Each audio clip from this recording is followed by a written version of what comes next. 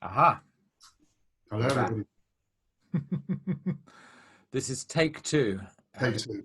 We just actually had a very small start where I actually realized I was somehow back to front and was very disorientated with my Yeah, screen. well, nice to see everybody. And yeah, thanks for the amazing response to the last video. We haven't Absolutely. guessed this time. Very blown away. Yeah, no special guest this time, but we'll do our best. Do our best. We are hoping that maybe next month we might physically actually be in the same space. It could happen. Could happen. But until then, John and I have both got a stack of 10 records, and neither of us know. Well, actually, we do know. We know two records. We don't do it. But apart from that, it's all going to be, yeah, it's going to be an adventure. So, John, do you want to kick off? Yeah, starting off really, because this weekend, 50 years ago, I was at the Isle of Wight Pop Festival. Um, my first ever, well, second big festival I ever went to. I went to Glastonbury the year before, I think it was as well, which was tiny though. But this was obviously a massive festival, probably the second biggest of all time, I think, after Watkins Glen. And yeah, so it was amazing. So actually just kind of remembering the highlights, remembering the fact that we all turned up at this festival with nothing, really. No kind of, I did have a sleeping bag and that was about it, I think, actually.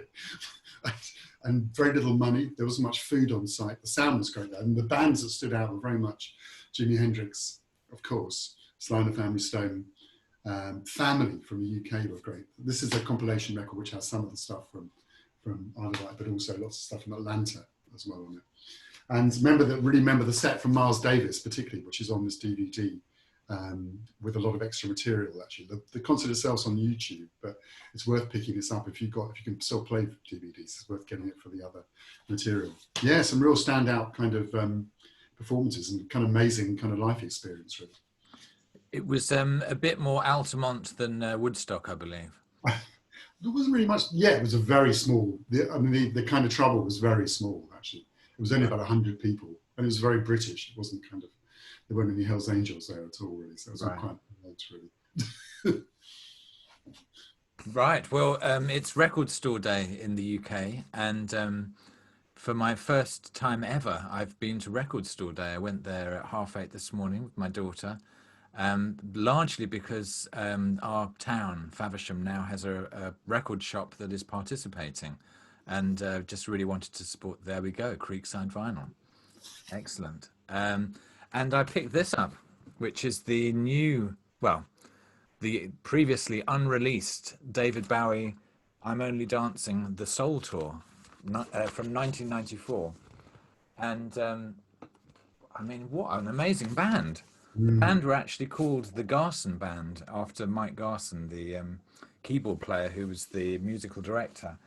And one of the first Bowie albums, in fact, I think the first Bowie album I ever bought was David Live, which was from a sort of similar period, but possibly a bit earlier, I think.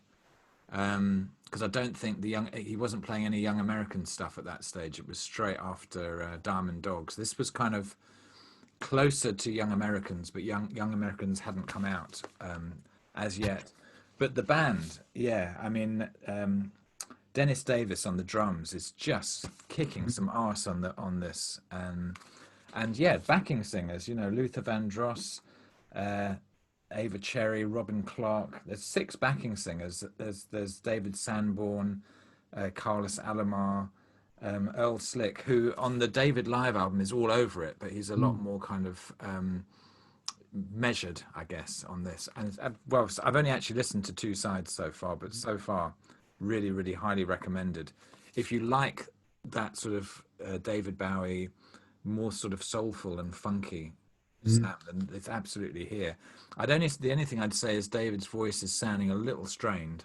I mean, he had some pretty amazing backing singers. I think he kind of got a bit of vocal tuition, didn't he, for some of the backing singers, I think, as well. Because he didn't really have a big voice, did he, in that kind No, but he sounds big on this. Yeah. Really, really great.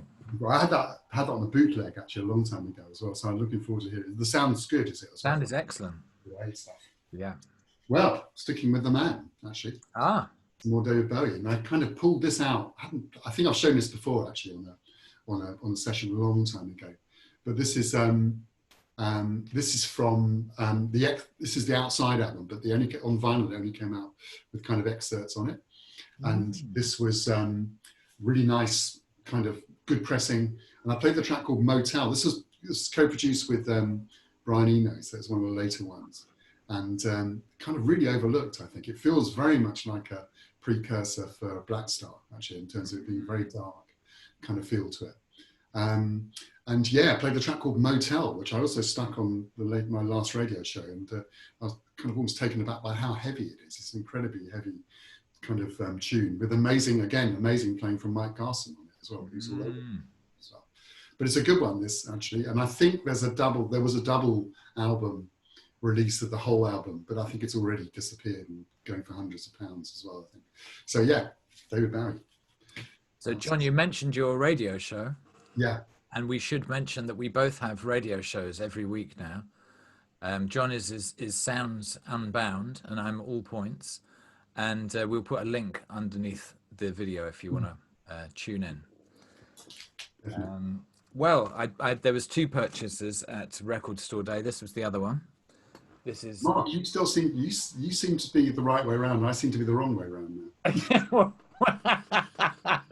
Actually, I'm seeing you the right way around. But if I put my record up, I'm the wrong way around. You see what I mean? I don't know, John, because I'm not where you are. But What, anyway, how do I look to you then? you look absolutely fine. Can you?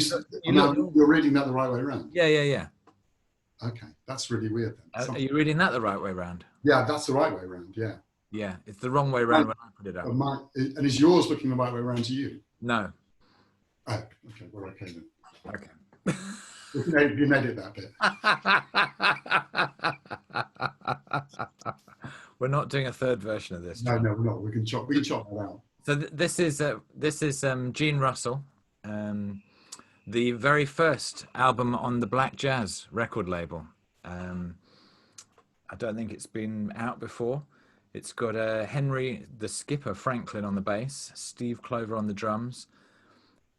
Arguably, we don't know whether it really is Tony Williams. He's called Tony William here on the conga, and Gene Russell on the piano, with Larry Gales also on the bass.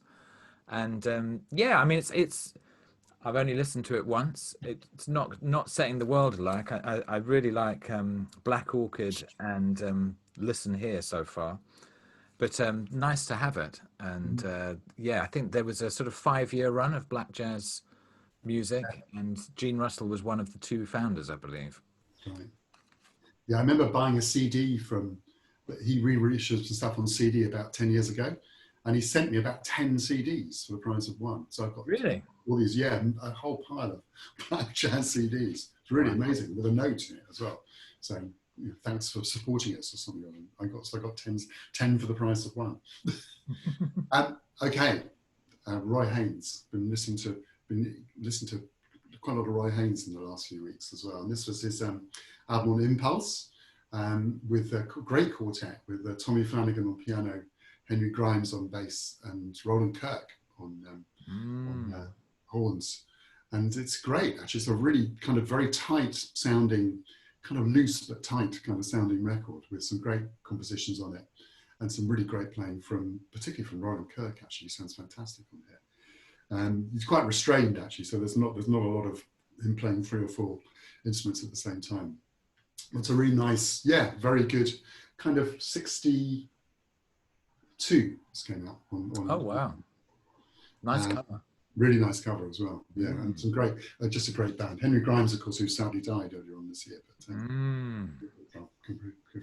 well, somebody else who very sadly died, and in fact, just minutes before our last video a month ago, Teddy informed us of the very sad news of the passing of Peter Green, which prompted me to kind of rediscover Peter Green really as a guitarist, both playing with John Mayall but also with Fleetwood Mac, and then a little bit of his solo career. But actually I invested in this album, which I'd never had before, which is Then Play On, which I think came out in 1969. And Yeah, it's sort of halfway from the kind of very steeped in the kind of British blues sound, but also moving into kind of more of a kind of classic rock sound, I guess. And this is the version which, unlike the original UK version, does feature "Oh Well," the 8 minute 53 masterpiece. And it's got Green Manalishi on it as well. Has it? No, it hasn't got Green Manalishi on it. It's got quite it's got a lot of Peter Green originals. It misses out a couple of the Danny Kirwan originals, I believe, Mm. in order to accommodate "Oh Well." But yes, what an amazing guitarist and singer, I have to say. Is there a And track called something like Madge on there as well? Something from Madge? yeah, Searching for Madge. I really like that track. It's a really Yeah, good yeah, track. yeah. I Yeah. love Closing My Eyes, and basically any of the Peter Green written tracks where he sings, Mm. I love. Yeah, so I've been. This has been on my wants list for ages, and I just thought, no, I've actually got to get this. And yeah, just really such a kind of melancholy to his vocal style, his lyrics, and his playing. Very economical, but extremely soulful. And yeah, if you don't know Peter Green, and also if your image of Fleetwood Mac is purely the kinds of Lindsey Buckingham, Stevie Nicks version, then I mean, which is great, but it's certainly worth digging into some of the earlier catalogue. And actually, the consistent thing is John McVie and Mick Fleetwood on the rhythm Mm. section, who are really solid.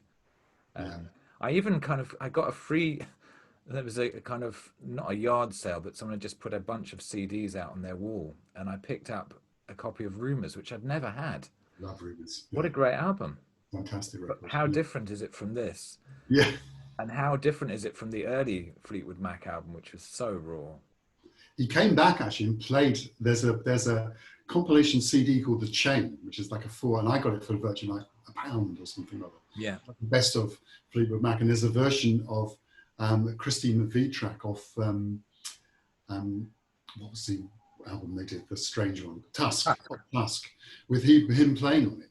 So Wow. he actually plays a solo on it, and it's Wow. actually on the second of my radio shows. I think I played it. It's a great track, and he plays a guitar solo with Lindsey Buckingham, kind of playing rhythm. It sounds amazing, actually. Mm. And it wasn't reissued. It wasn't released, I think, for contractual reasons at the time. But it sounds tremendous. The only other UK guitarist who I think comes close for me is Mick Taylor. Definitely. Well, I think there was two schools, weren't there, really? And I think you can almost plot two different kind of trajectories. I think. Yeah, And yeah. the Green one, I think, is much more interesting than the kind of Clapton end of things. I think, for me, anyway, definitely. And of course, Peter Green was a big influence on this guy as well. Which, Yes, massive. this is a record I haven't pulled out for a long, long time as well. And I've been kind of listening a bit to the whole Caravanserai kind of welcome kind of period of Santana. I was just thinking what a great band they were, but also feeling like I wish there was more of that kind of stuff. And I forgot about this record, which is great, actually. I don't know if you know this one list. Yeah, yeah, I've got it.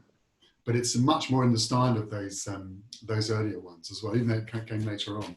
Yeah, some great playing on here as well. And Tom Costa, the keyboard player, sounds good. So yeah, Carlos, really. I mean, kind of more interesting musician than, in a weird kind of way. I know he's a huge megastar, but he's a more interesting musician I think he's given credit for in some ways. And this came out in probably 79, I think. And he was also recording as Santana at the same time, but kind of slightly less interesting records. But yeah, good stuff. Well, gosh, we're somehow managing to make a few connections here, John, because my next album was actually a bit of VCLT from Ben Costello, I seem to remember. Ben, it's time you made another video. But anyway, Fania All Stars. There was a legendary live concert at the Yankee Stadium, I believe, in 1972 or possibly 1974, which featured Santana's brother playing. That's right. Alongside Billy Cobham and Jan Hammer. But also the incredible lineup of Ray Barretto, Willie Colon, Johnny Pacheco, Bobby Valentine, and yeah, they're on this one. Manny Dibango's on here as well. Jorge Santana is the name of Carlos's brother, apparently. He sounds incredibly like him on that record. It's incredibly like. I mean, I'm really like thinking, is that really not Carlos Santana? very hard to tell the difference. Some wonderful tunes on here. Probably my favorites are El Raton and the incredible Congo Bongo, which I also play on one of my most recent radio shows, which is just a complete. I mean, I think actually there was a stage invasion during this track. It was so intense. It was a So this kind of, huge audience, wasn't it? Absolutely massive audience. yeah, I It think was like one of the 60,000. biggest live gigs ever or something. Absolutely Yeah, massive. yeah, And they said that, I think the whole Afro-Cuban and Puerto Rican community, the whole lot all came out to us. yeah, And also, the other thing that makes me suspicious about it not being Carlos is the audience go completely mad when yeah. he comes out on stage. And They're chanting his name, yeah, but yeah. great stuff. I can't quite go in that direction, so we're going to have to take a left turn, I think, actually. Go on, John. And yeah, just been listening to a lot of Nina Simone recently as well. Mm. I think this is probably my overall, I mean, there's so many great albums from her, but this might be overall my favorite, I think, To Love Somebody, which has got some great, it's very stripped down kind of sound with Weldon Irvin and Don Elias and Gene Perler on bass, very small kind of band. And obviously some strings and so forth, but it just feels much more kind of rawer sound. And this has got some great, it's got actually 3 Bob Dylan tunes on it, but also got Suzanne, the Leonard Cohen tune on here as well. It's just a great album, this one, I think. I mean, she's kind of almost take her for granted in a way, but she's such a great artist, really. Yeah. And this was a reissue that came out about 5 years ago, I think it was. I don't know that album. Yeah, really good. Okay, well, I can't really follow that either, John. So I'm going to go somewhere completely different. I'm going to go to a Dennis Brown EP, which arrived through the post today from Sounds of the Universe. I just couldn't resist it. It's 3 tracks aside, Joe Gibbs disco mixes, and every track is a winner. There's Slave Driver, 3 Meals a Day, Man Next Door, Oh What a Day, Home Sweet Home, and Open Up. Remember that cover? You remember it? Yeah, I remember the cover. Yeah, definitely. It's got an extremely un-PC reverse. Definitely. But yeah, for anybody who doesn't know Dennis Brown, I think he was called the Crown Prince of Reggae, whereas Bob Marley was the kind of the king of reggae, and Dennis Brown was always very much up there, certainly in the UK. He had a huge following and very, very prolific, particularly in the sort of mid to late 70s and the early 80s. He was just constantly putting 12 inches, releasing them all the time, 7 inches. Fantastic voice, and died sadly far too young. But yeah, what's lovely about every tune here is there's a great dub version straight afterwards. Okay, style. Yeah. There was a really nice batch of 7 inches, Dennis Brown 7 inches 90, The Observer produced, which I think was some of his first ever stuff, which came out a few years ago as well. So I can't go to Dennis. Yeah, I have to go somewhere else again. Actually, another left turn. This is another record I haven't. Oh yes. A long time, which pulled out recently. It's such a great record. This actually. Yeah. Really kind of, it's Billy Paul, War of the Gods on Philadelphia International, but it's got a lot of experimental touches, this record, as well as being great tunes and great production. Kind of, a very big picture of Billy on the inside. Yeah, really nice. It's cool to know what they were kind of going for with it. I mean, obviously it's kind of psychedelic soul-ish, but it's not even like that, actually. It was a kind of real one-off, I think, because he went back to a much more straightforward style after this one as well. But a bit of a classic record, this one, actually, I think. Well, CBS, it wasn't actually on Philadelphia International, CBS, actually. But yeah, really good one from that kind of time, really. And the track War of the Gods and I See the Light, the real classics of it. Nice. Well, I'm going somewhere completely different as well, except there is a degree of experimentalism. This is, I think it's called Shadows. It's one of these extremely obscure label things where you can't work out what any track is. I still can't work out which side is which and what I'm listening to. But this is Floating Points, aka Sam Shepard, and just somebody who I discovered with the album Elenia, and ever since I've kind of been digging back. This is from 2012, but it's just recently been reissued, double vinyl. I just love his sound. I think he's very musical, and he's just doing some really interesting electronic music. And it's always really well produced. He's a real kind of audio head. Pressings are always really good. The playing's great, and it's interesting. So yeah, this is you can't really see, but it's a lovely cover. It's kind of got a lovely sort of texture on these sort of little jewelly things. So yeah, well worth picking up on vinyl, because I think the original presses are going for a lot of money, but to get a repress that sounds good is a good investment and sounds great. I had a bit of a realization a few weeks ago about who he reminds me of. I hadn't played in the Aphex Twin for a very, very long time. I played, I think, the first ambient work singing.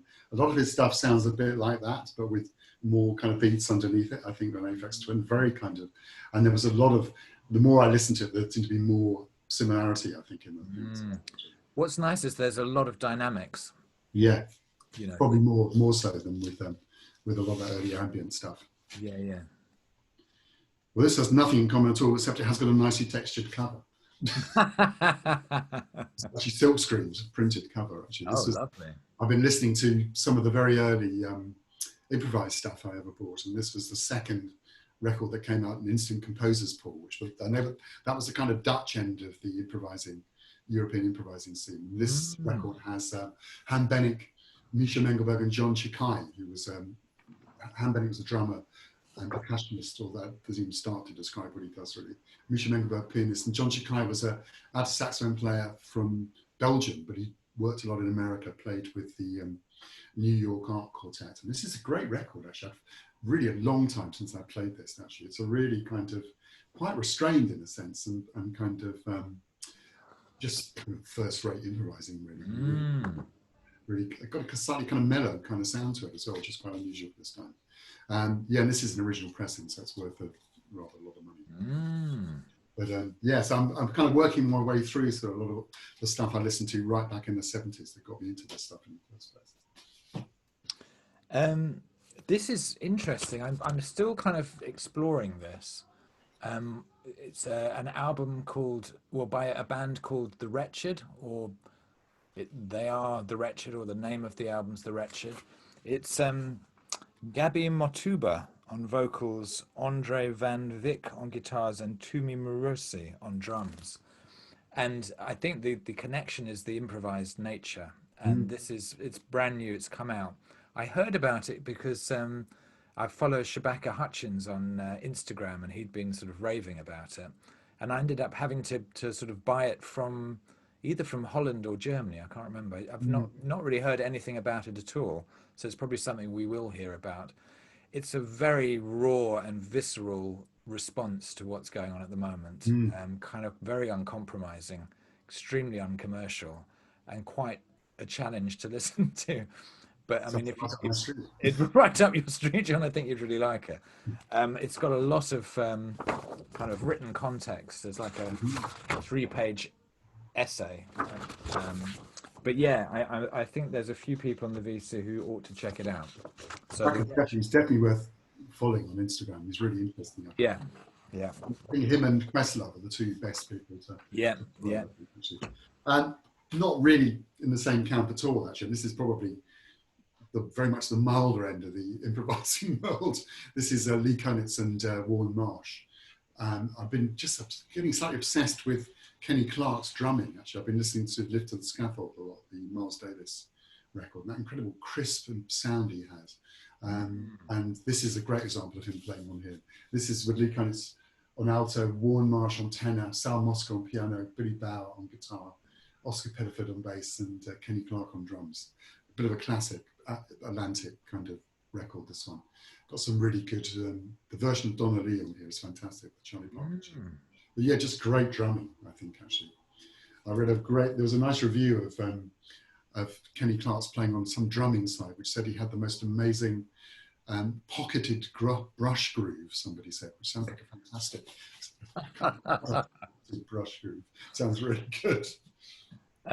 Well, the only thread for me is that there's a fantastic drummer on this next album. And I believe, John, although we didn't know each other, we both were Roundhouse to see one of the 3 gigs where Mann and John Cipollina, Yeah.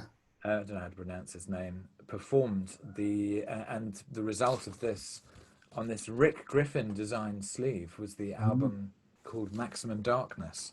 fantastic. Um, it was a really sort of fantastic gig. I remember. I mean, I You had was a really, catwalk. You had a kind of catwalk out the front of the stage, didn't you? yeah, You had a yeah, weird kind of like a walkway that he could go out and play solos on. It was kind of yeah. really, And I just think, I mean, we've mentioned Man before. They don't really get any attention anymore, but they were, people always talk about them having this kind of West Coast, Quicksilver, Grateful Dead sound. They didn't really sound anything like them, apart from the fact that they like to jam. But I think in many ways they had more of a groove going on. I mean, mm, that's largely down to their drummer Terry Williams, who really, again, hugely underrated. And actually, both Mickey Jones and Deke Leonard, very original stylists on the guitar. And yeah, just re-listened to this, and it sounded great. Again, the track "Many Are Called But Few Get Up" mm. is epic. Everything on the studio album, John Kipling, which he contributed to, they had to basically re-record lots of his tracks because he was so out of tune. Yes. Well, And he uses one of these whammy yeah, bars, which if you use it an awful lot, it can actually get your strings very out of tune. yeah, yeah. Yeah. They were great. Somebody's a Man fan on the VC. I can't remember. Is it Rebecca Funk? Does he like Man? No, I think we were encouraging him Oh, to. encouraging to. That's right. Yeah. Yeah, yeah, yeah. They So, also, I think, their use of wah-wah pedals is that's true. amazing. Yeah. Yeah. Ah, you've got Valentine. So, talk about great guitarists. Bill Yeah, Frisell, Valentine, came out a couple of weeks ago. that's right. Really fantastic, actually. Nice. I've been waiting for this band to record for a long time. Actually, the trio with Thomas Morgan and Rudy Royston, who are just great. I mean, it's a great sounding record. Really does feel very much of its kind of now, really, as well. Very kind of comforting, but also kind of challenging at the same time. He's had a lot of different trios, Bill Frisell, but this one really does feel like much more of a three-way conversation, I think, than some of the other ones he's had. And obviously, this band have played together a lot, and it's got new versions of some of his older tunes, but also some new stuff on here as well. And great pressing. I mean, they've done an amazing job here on Blue Note. It feels almost like a tone poet kind of standard of production, actually, but it's only like a standard issue. So yeah, and if it ends up with "We Shall Overcome," and he's been saying he's going to play that for as long as he needs to play it. Really, as a tune. Very kind of This has been almost continuously on the turntable, I have to say, since it came. I must get that. Nice job, and not too expensive as well. It's like £20 or something in the UK for a double, which is good. I'm coming to my last record. Is that right, John? That was my last one. Yeah. Oh, that was your last. It's flown by, hasn't it? Okay, this is the Free Nationals. I've been waiting for this album to appear on vinyl since the end of last year.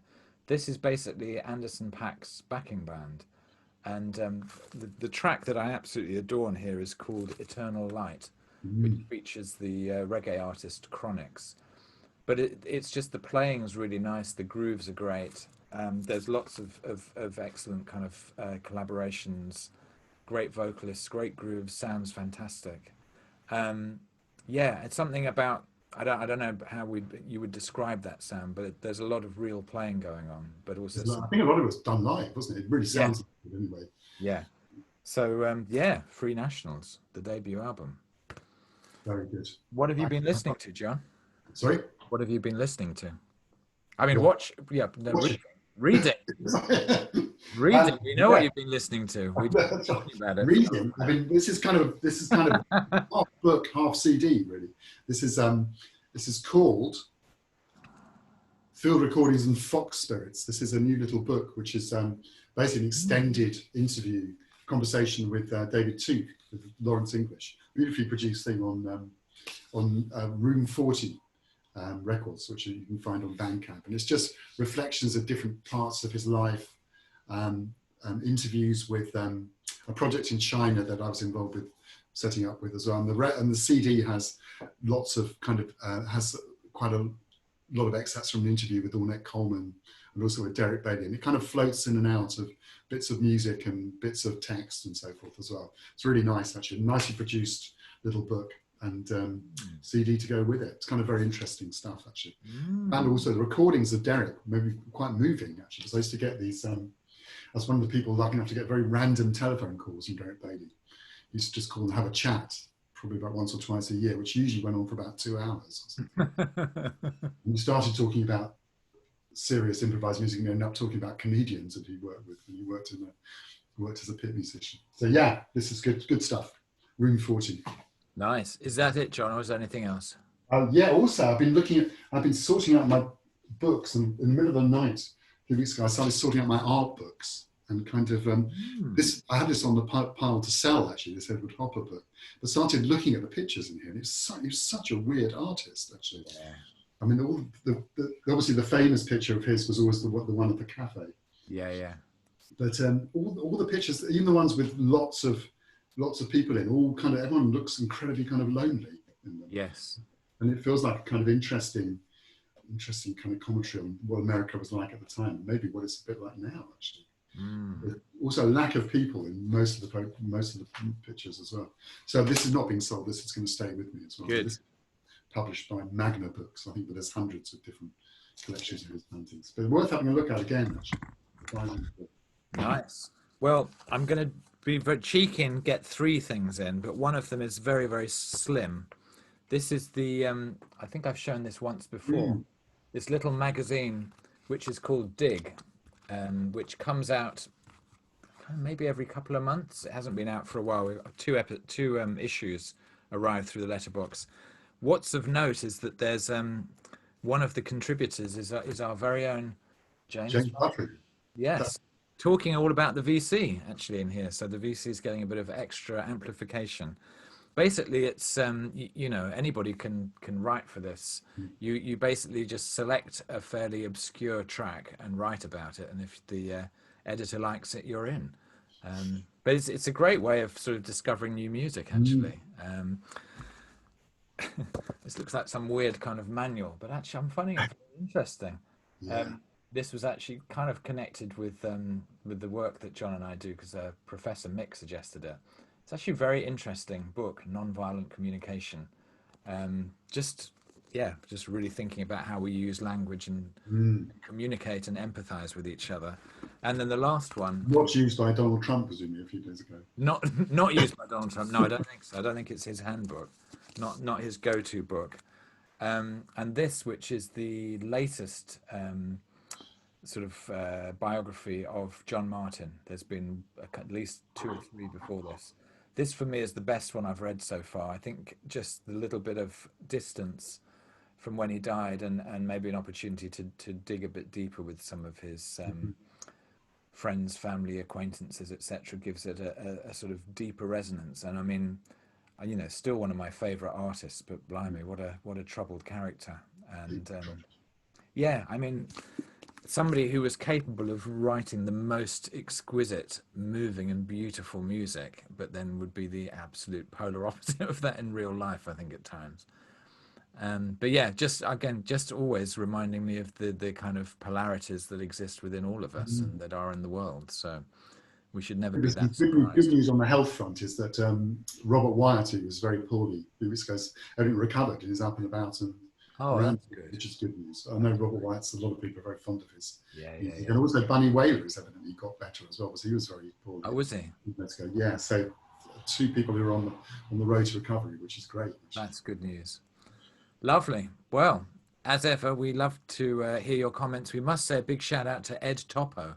Yeah. Who's just seems to have discovered the channel and is commenting virtually on every video we've done, which we really appreciate. And yeah, we'll see you soon. Maybe, who knows? The next edition we might be actually in the same room. We might be. Yeah. We might not be. Look after yourselves. Take care, everyone. Yeah, take care. See you soon.